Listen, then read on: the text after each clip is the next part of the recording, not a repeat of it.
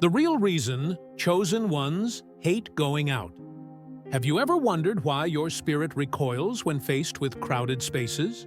Why does something ancient within you whisper warnings when the world demands your presence? Tonight, we unveil a mystery that has haunted the chosen for millennia. The divine calling to retreat, to withdraw, to find sanctuary in the sacred silence of solitude. What I'm about to reveal will shatter everything you've been told about isolation. This isn't about social anxiety or depression. This is about something far more profound.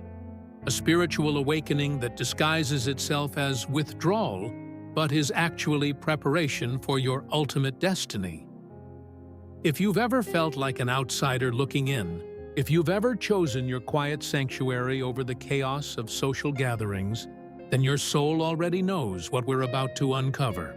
Hit that subscribe button now and comment "Sanctuary," because what you're about to discover will explain why your isolation isn't weakness, it's divine protection. The first veil. Your retreat is actually resurrection.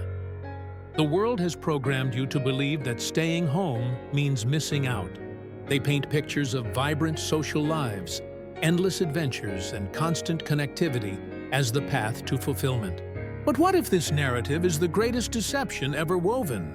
Your soul doesn't crave isolation because it fears the world. It seeks solitude because it recognizes a fundamental truth. The external realm operates on frequencies that distort your spiritual essence. Every time you step into those bustling environments, something sacred within you contracts. Not from fear, but from wisdom.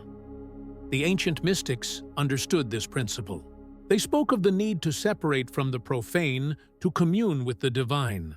Your instinctive pull toward home isn't antisocial behavior. It's your higher self, recognizing that certain energies can contaminate the purity of your spiritual mission. Think about those moments when you've forced yourself into social situations against your inner knowing. Did you feel energized or drained? Did you feel more connected to your purpose or further from it? Your body keeps the score, and that exhaustion you feel isn't from being around people. It's from betraying your own energetic boundaries. The truth is, you're not healing in isolation. You're remembering. You're returning to a frequency that civilization has taught you to abandon. In the quiet corners of your sanctuary, ancient memories stir. Gifts long dormant begin to reawaken. The noise of the world fades, and something far more powerful emerges. Your authentic spiritual identity. But there's something even more mysterious happening in your solitude. Something that explains why your sensitivity feels both like a curse and a superpower. Let me show you what's really occurring beneath the surface of your awareness. The second veil, you're not sensitive, you're spiritually radar-enhanced. The world loves to label highly perceptive individuals as too sensitive or overthinking everything. But what they're witnessing isn't fragility.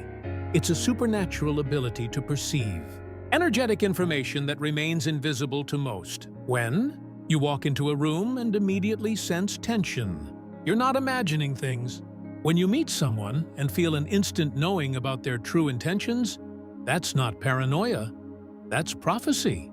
Your nervous system has been calibrated to detect spiritual frequencies that others cannot access. This gift comes with a price. Every lie spoken in your presence creates energetic discord in your field. Every person carrying unresolved trauma radiates that pain into the atmosphere around them, and your spirit absorbs those vibrations like a sponge. You don't just hear words, you feel the emotions behind them. You don't just see actions, you perceive the motivations driving them. Crowded spaces become overwhelming, not because you fear people, but because you're processing the emotional and spiritual data of dozens of individuals simultaneously. Their unspoken anxieties, hidden agendas, and suppressed wounds create an energetic storm that your heightened awareness cannot ignore. This is why your sanctuary becomes so crucial. Home isn't just where you rest your body. It's where your spirit can finally stop processing external interference and tune into its own divine frequency. The silence you crave isn't empty. It's full of subtle energies and spiritual communications that can only be received when the noise dies down. Your sensitivity is actually a form of spiritual technology. You're picking up on energetic signatures that reveal truths about people and situations before they become obvious to others. This gift will become essential for your future mission. But first, it must be refined in the crucible of solitude. But why does your internal clock seem to run at a different speed than everyone else's? Why do you resist the world's frantic pace? The answer lies in understanding divine timing versus human urgency. The third veil, your rhythm, follows celestial laws, not social expectations. The modern world operates like a machine: constant motion, perpetual productivity, endless acceleration. Society has convinced people that faster equals better, that busy equals important, that immediate action equals success. But your soul operates according to ancient laws that predate human civilization. Divine timing doesn't follow clocks or calendars. It follows seasons of the spirit, cosmic alignments, and energetic preparations that cannot be rushed. When your inner voice says "not yet," it's not procrastination. It's prophetic wisdom, recognizing that certain doors haven't opened because you haven't finished becoming who you need to be to walk through them. The world may call you slow, but heaven calls you precise. Every moment of waiting, every season of stillness, every period of apparent inactivity is actually a time of profound internal transformation. Like a seed buried in dark soil, essential processes are occurring beneath the surface that will determine the strength and beauty of what eventually emerges. Your home becomes a time sanctuary where you can operate according to spiritual rhythms rather than social pressures. Here, you can move at the pace of wisdom rather than the pace of anxiety. You can respond to divine promptings rather than human demands. You can align with your authentic purpose rather than artificial deadlines. This different relationship with time often makes you appear disconnected from the world's sense of urgency. But what others interpret as laziness or avoidance is actually a form of spiritual discipline. You're learning to discern between genuine inspiration and manufactured pressure, between divine timing and human impatience. Your patience isn't passive, it's powerful. You're gathering energy, accumulating wisdom, and preparing for moments that require your full spiritual capacity. The world rushes toward mediocrity, but you're moving toward mastery. However, there's another dimension to your solitude that few understand. Something that explains why being alone doesn't equal being lonely. Let me reveal the invisible companionship that surrounds your sacred space. If this resonates with your experience, take a moment to subscribe to the Light of Wisdom channel. We're building a community of awakened souls who understand these hidden truths. The fourth veil. Solitude is sacred communion, not lonely isolation. The world fears aloneness because it confuses solitude with abandonment. They cannot comprehend how someone can be physically alone yet spiritually accompanied, personally isolated yet cosmically connected. But you know a secret that eludes the masses. True connection transcends physical presence. In your quiet moments, you're not talking to empty air when you whisper your prayers. You're not imagining the presence you feel when you sit in meditation. You're not making up the guidance that comes through dreams and synchronicities. You're participating in a form of communion that doesn't require another human body in the room. The silence speaks. The emptiness fills you. The apparent loneliness transforms into a profound intimacy with forces that most people never encounter because they're too afraid to sit still long enough to notice them. Your sanctuary becomes a meeting place between dimensions. The chair where you sit becomes a throne in invisible realms. The corner where you pray becomes a portal where heaven bends to listen. The moments of quiet reflection become conversations with aspects of yourself that exist beyond time and space. This isn't imagination or wishful thinking. This is the activation of spiritual senses that have been dormant in humanity for generations. You're remembering how to commune with the divine not through intermediaries or institutions, but through direct, personal connection that requires nothing but your presence and attention. The loneliness that occasionally surfaces isn't your soul crying for human company.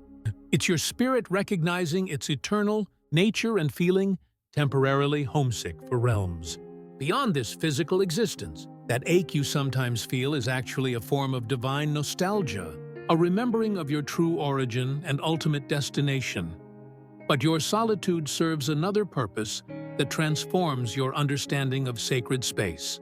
Your home isn't just where you live, it's where you worship, and this changes everything about how you move through the world. The fifth veil. Your home is your temple. Your daily life is your ritual. Sacred space isn't created by architecture or blessed by authorities. It's consecrated by intention, maintained by reverence, and activated by the frequency of the soul that inhabits it. Your home becomes holy ground not because of what you put in it, but because of what you pour into it. Your prayers, your tears, your dreams, your surrender. Every object in your space begins to pulse with meaning. The candle you light isn't just creating ambiance. It's anchoring intention and creating energetic beacons that guide spiritual forces toward you.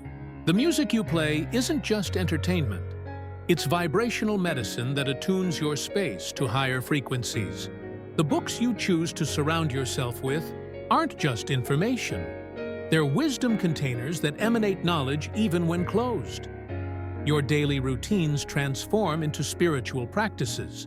Making your bed becomes an act of honoring order and beauty. Cleaning your space becomes a form of energetic purification. Preparing food becomes a meditation on nourishment and gratitude. Every mundane activity becomes an opportunity to maintain the sacred frequency of your sanctuary. This is why leaving your home often feels like departing from a different dimension. The world operates at one frequency, but your sanctuary operates at another. The contrast becomes more pronounced as you spend more time cultivating the energy of your space. Re-entering the external world requires an energetic adjustment that can feel jarring or even painful. Your home begins to respond to your spiritual presence. You'll notice that problems resolve themselves more easily within these walls. Creative insights flow more freely. Healing happens more rapidly. Divine guidance arrives more clearly. The space itself becomes an active participant in your spiritual evolution. But the most powerful aspect of your sanctuary is how it prepares you for something the world isn't ready to witness. Your private communion is actually preparation for public revelation. The strength you're building in secret will soon be required in service to others. The sixth veil. Their misunderstanding is confirmation of your calling. The people who question your choices, who worry about your isolation, who push you to be more social, they're speaking from their own fear of silence, their own terror of introspection, their own inability to commune with the divine without distraction. Their concern for you is actually projection of their own spiritual poverty. When someone says you're missing out, ask yourself, missing out on what? Superficial conversations that leave you feeling empty? Social gatherings that drain your energy for days? Activities that require you to compromise your authenticity to participate? The things they think you're missing are the very things your soul has recognized as incompatible with your spiritual mission. You don't need to defend your choices or explain your process. The path of the chosen one has never been a democracy. Your calling doesn't require popular approval or social validation.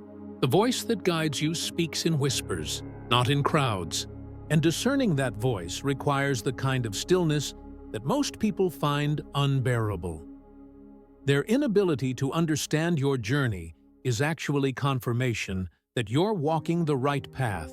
If your choices made sense to everyone, If your lifestyle seemed normal to the masses, you would know you had veered from your authentic course. The chosen walk narrow roads that few can see, much less follow. The irony is profound.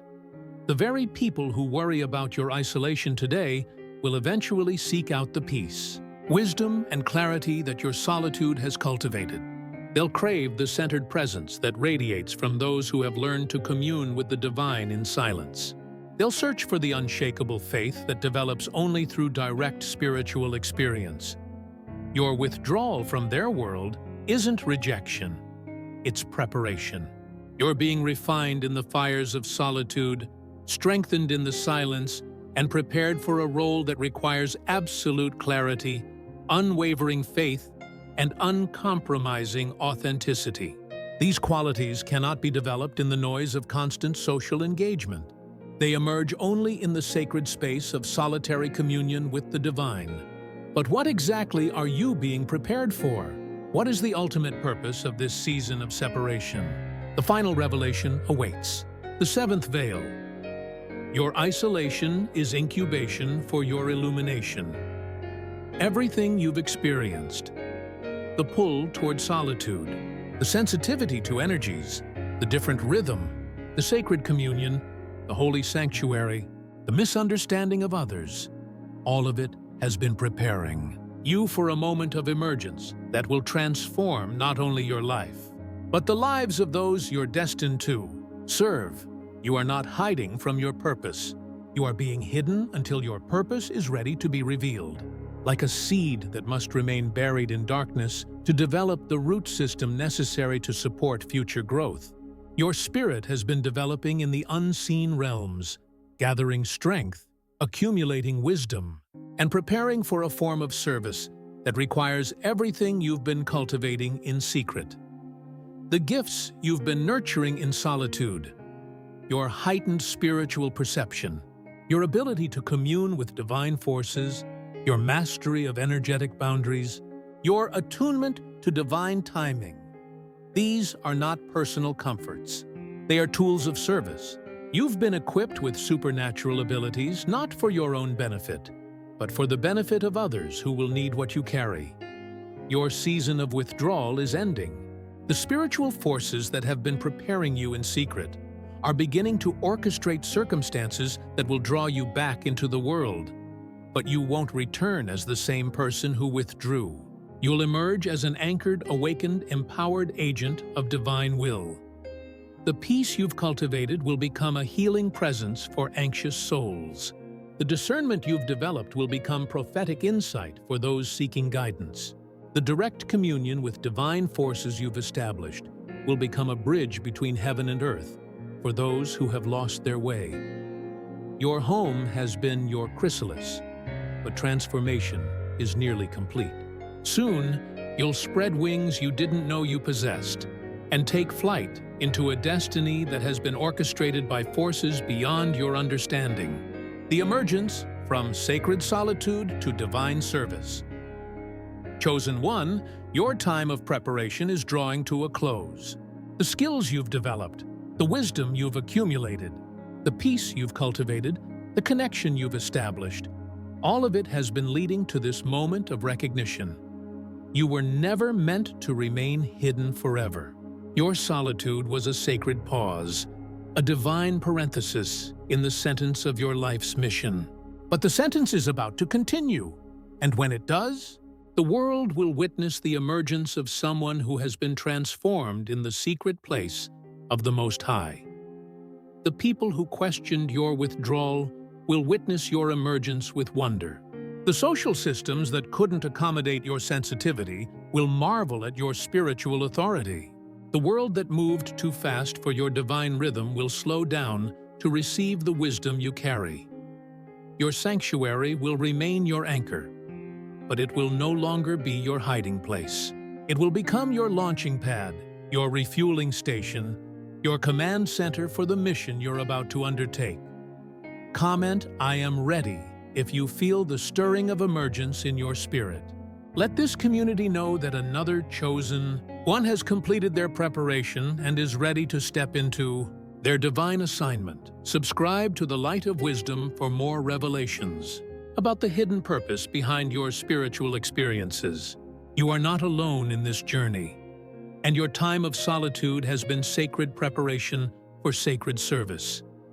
The world is about to meet the real you, not the person who withdrew in confusion, but the soul who emerges in complete clarity about their purpose, their power, and their divine assignment. Your isolation is ending, but your illumination is just beginning.